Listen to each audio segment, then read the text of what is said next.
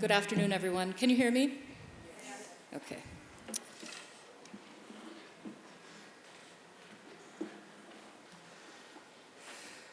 Okay, so I have to give a caveat. I reached India from the US this morning at 3:30, so I hope that my affect conveys how grateful and excited I am to be here. I usually start talking like a robot when I'm this jet lagged, so I hope that my enthusiasm is coming across sufficiently enough. I'm really so happy to be here and to see everyone, and I'm especially thrilled that I don't know most of you, which used to not be the case with such events, so this is just wonderful. Thank you so much to Jaina, CLPR, everybody at CLPR for making my talk here today and the workshop tomorrow possible. What I'm going to do is, in the interest of my state of being at the moment, I'm going to present my paper in a fairly conventional American format. So I'm going to read my paper with some ad-libs in between. And I apologize for that. Normally I would be better at just speaking off the cuff, but I'm not going to put you through that today. In advance of that, what I do want to do is give you some context for the kind of paper this is. This paper methodologically comes out of the tradition of critical legal studies, which means that I am looking at the judgments around 377 in the case of my argument here, almost as if they were another kind of text, a literary text, a historical text, an anthropological text. So I'm not necessarily looking at the mechanics of how the judgments work. What I'm looking at here is the way in which the judgments and the petitions, the various documents around 377, and I'm just going to have time to talk about a couple of them today, but I'm kind of interested in discourses of things like individualism, the body, biology, and the state.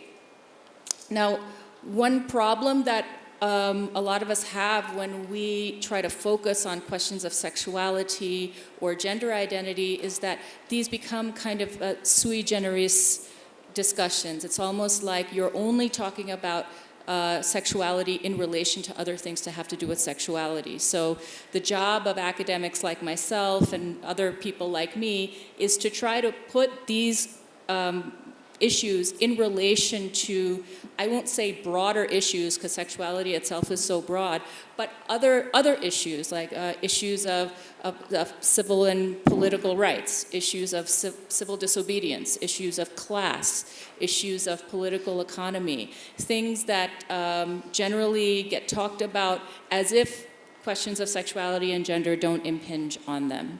So this is one kind of small example of how I'm trying to do this, and in demonstrating how to do it like this, I'm hoping that other people will do it as well, because I think that we're at a very, I don't have to tell you this, but we are at a very critical inflection point in history. Things are starting to feel very bad in very many different places, including India. It feels like the kind of texture of democratic rights, insofar as we enjoyed them, is being eroded. This seems like a good time to think about what questions of sexuality and rights have to do with that framework. So that's the kind of preemptive caveats that I will offer. What I'm doing in this paper that will be discussed as part of the workshop tomorrow is I'm building on a piece that I wrote in 2013 in which I examined tensions between sex work, queer politics, and privacy in the Delhi High Court judgment in 2009. In that piece, I did a couple of things. I celebrated the years of dedicated activism that led to that particular High Court decision, as well as celebrating the decision itself for its progressive stance on queer rights. I also raised questions in that piece about the ways in which the 2009 judgment cited the American anti-sodomy decision to argue that homosexuality could be decriminalized because, quote, The present case does not involve minors. It does not involve persons who might be injured or coerced or who are situated in relationships where consent might not easily be refused. It does not involve public conduct or prostitution, unquote. So the 2009 decision reproduced that American injunction against decriminalizing sex work as part of its larger rationale for decriminalizing homosexuality on the basis of privacy rights. At the same time, that judgment and the lawyers who contributed to those arguments expanded the notion of private far beyond the bounds of private space imagined in the American juridical context. So I want to kind of take that critique forward by examining the arc of the discourse of privacy and individualism in jurisprudence on 377 and ending with the Supreme Court decision in 2018. And another larger context that I want to invoke here, although it's not written explicitly in this paper, is that it almost feels like the more legal recognition we get, the more our actual rights are constrained. The more that these laws portend to give legitimacy and legibility to non-heteronormative, non-cisgender identity, the more we have to kind of ask, who do these laws actually impact? What is the law in the context of some of the other issues of survival and governance and nationalism, and fascism that we are facing in the world today. So what I want to do within this kind of wider discourse of the shrinking space for democratic rights and civil liberties in India is to proceed from the understanding that maintaining criminality while expanding rights is a function of nearly all juridical processes. The main critique I'm offering here is that while legal rights for sexual minorities and non-cis normative people seem to be expanding, this is being done by a state apparatus that increasingly defines sexuality and gender in individual and biological terms. The result is a reduction of the space in which sexuality and gender can be understood and acted upon in political terms, as evidenced by the anti-democratic legal initiatives that are now using 377 as a precedent.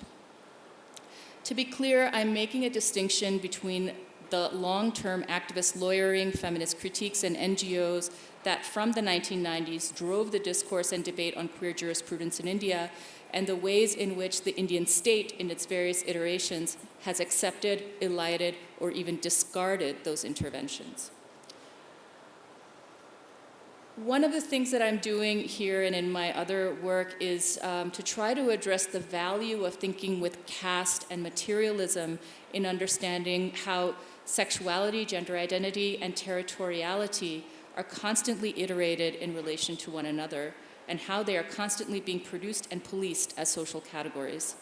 Rather than seeing gender and sexuality as fundamentally referencing a private personal sphere of embodiment that is somehow outside of politics, I'm treating these spheres as themselves social products, while showing that gender and sexuality have always discursively belonged to questions of public space and political economy. From this perspective, I'm particularly interested in how controlling sexuality and binary gender by depoliticizing them operate within the larger narrative of the receding horizon of democratic rights in many of the world's oldest and ostensibly most stable democracies. I am motivated here by the advent of a visible, widespread articulation of nativist and Hindu nationalist LGBTQI+ politics, and by my own countervailing ethnographic, textual, and filmic encounters in India over the last 2 decades with transmasculine people living in small-town brothels, represented as marginally employed laborers in documentary film, and spoken about in rural discourses of administrative illegibility and imprisonment. These encounters pertain to navigating economic subjectivity within caste society, where economic autonomy is waged through administrative legibility, which in turn reifies normative patrilineal property rights and caste endogamy.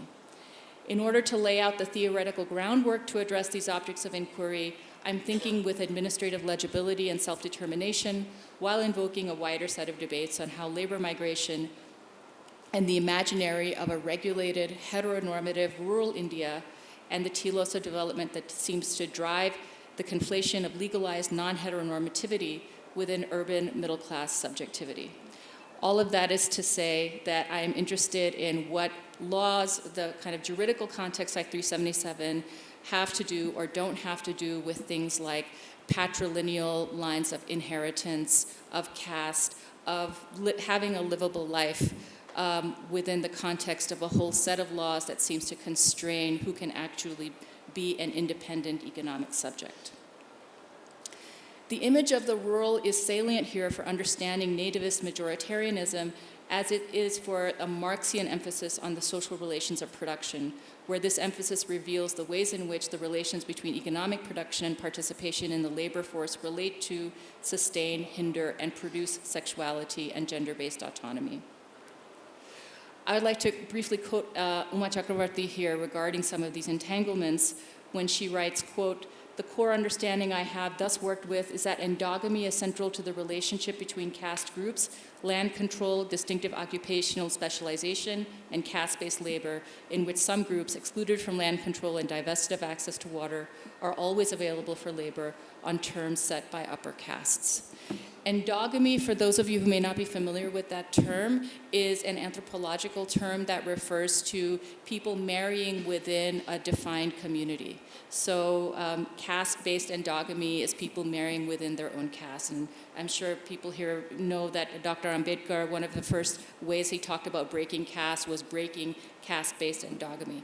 I think that's very interesting for people doing queer studies and people doing studies on trans identity, because we are always breaking those endogamous-based rules. And what happens to us when we live in a legal structure which is trying to reify or tighten the lines around caste-based communities and trying to eliminate the possibility of exogamous relationships while trying to still legislate something like queer rights within that context.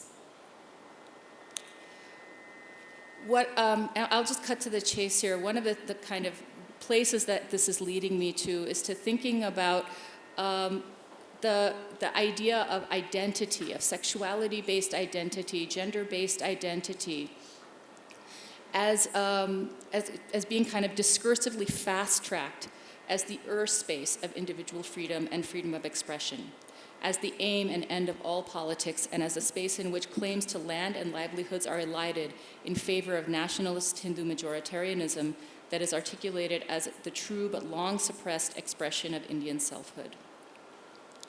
The rise in India of the idea that sexuality is primarily freedom of expression or its lack marks a sharp distinction from an earlier anxiety on the part of advocates for the decriminalization of homosexuality, that queerness in particular was being dismissed because it was seen to be a concern of bourgeois or worse, Western elites. This concern was addressed by extensive efforts to show that queer politics had common cause with sex workers' rights and trans rights, and that queer communities were expansive in their politics and constituencies. While these efforts themselves could be and are assessed for their efficacy, they bear remembering because it's important to historicize the ways in which individualism and biologism became the guiding star of sexuality and gender non-normativity. To note that the present discourse was not always the primary way the state framed sexuality and gender politics. Noting this shift, I think, can help us to see how it functions within the wider political milieu. So I'll just quickly present my kind of discursive examples that I'm using to sustain this argument. One is from a kind of a reading of the law as it existed when it was first instantiated in 1860. Whereas 377 is today seen as an anti-homosexuality law and sometimes more broadly as an anti-LGBTQ law, it surely was neither of those things in the mid to late 19th century when the Indian Penal Code was being drafted, debated, and revised, mainly because homosexuality as we know it today had yet to exist as a social category. Then as now, the array of laws governing sex and marriage were part of a wider context in which social norms were being instantiated and reified. Rather than mapping 377 backward in time via the presentist lens of state homophobia or the presentist narrative of timeless queer and gender diverse Hindu acceptance, historiographical readings of 377 emphasize the broad functions of the phrase unnatural offenses in the language of the law and the ways in which this overtly implied everything from non-reproductive sex between cis men and women to same-sex sex to adultery. The ways in which homosexuality emerged from this milieu as a biologized social type in the West is the stuff of sexuality studies syllabi from around the world, taught via a Foucauldian reading of the church confessional that often sidesteps the question of racialization and caste formation.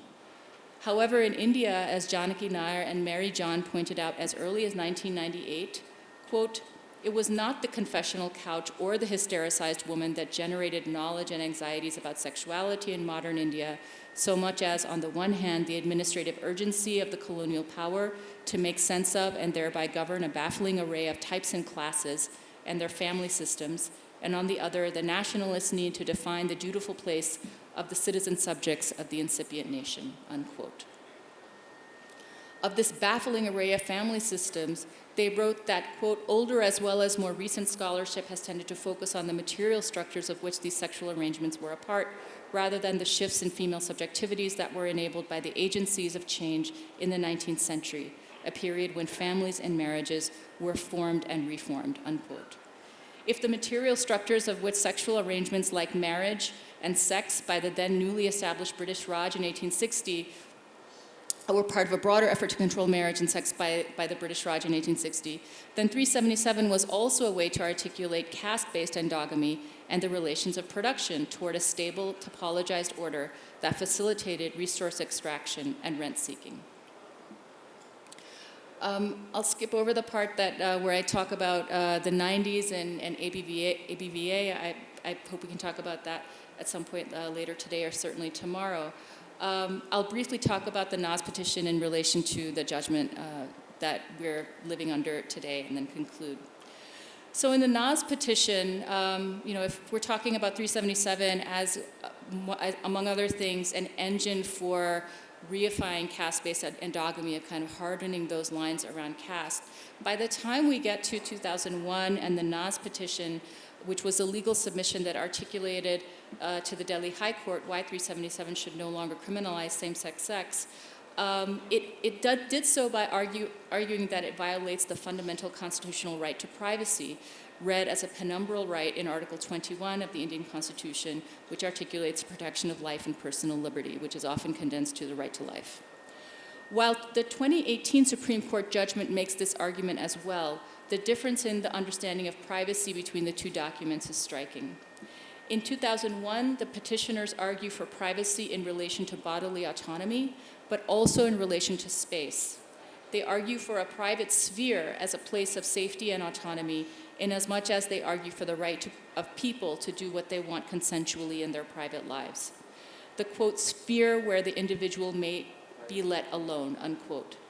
This argument was being made largely in relation to public health concerns and the need for making space for community formation in the face of the HIV/AIDS pandemic, but it was also being made in relation to the custodial rape of hijras, and there was an important case in Bangalore that I'm sure people here remember, and of course in relation to sex work and the way sex work was being governed.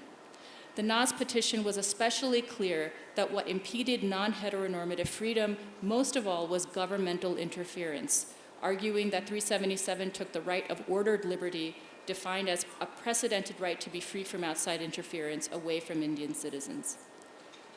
This concern for the ways in which non-heteronormative bodies can inhabit space in various spheres of existence, homes, offices, parks, cruising areas, brothels, police stations, meeting halls, free from the harms and interference of the police and government, all this was gone from the 2018 judgment. There, the Supreme Court wrote of homosexuality, bisexuality, and other sexual orientations as, quote, natural and reflective of expression of choice and inclination, as natural variations of expression and free thinking process pertaining to individual dignity and decisional autonomy. This decisional autonomy was framed not in relation to the structural constraints of choice, but to, quote, the conception of expression of biological desire, which revolves around the pattern of mosaic of true manifestation of identity. And I'll underline there, true manifestation of identity. The court was especially interested in countering the earlier interpretation of Article 21 that included things like livelihood and shelter. Of this, the justices said, quote, the right to life and liberty as envisaged under Article 21 is meaningless unless it encompasses within its sphere individual dignity, and right to dignity includes the right to carry such functions and activities as would constitute the meaningful expression of the human self, unquote. A pithy interpretation of this emphasis on the self might be that the court finally advocated for the right to be, but not for the right to the social conditions that allow one to exist autonomously. Seen in a larger legislative context, this pushback on a broader interpretation of Article 21 makes sense given the slate of laws being passed that reify administrative legibility in the terms of patrilineal property rights and caste status. I'll just quickly sum up by saying that along with terms like administrative legibility and so forth that I did not define, and I should have. I'm sorry about that. I hope that my meaning is clear.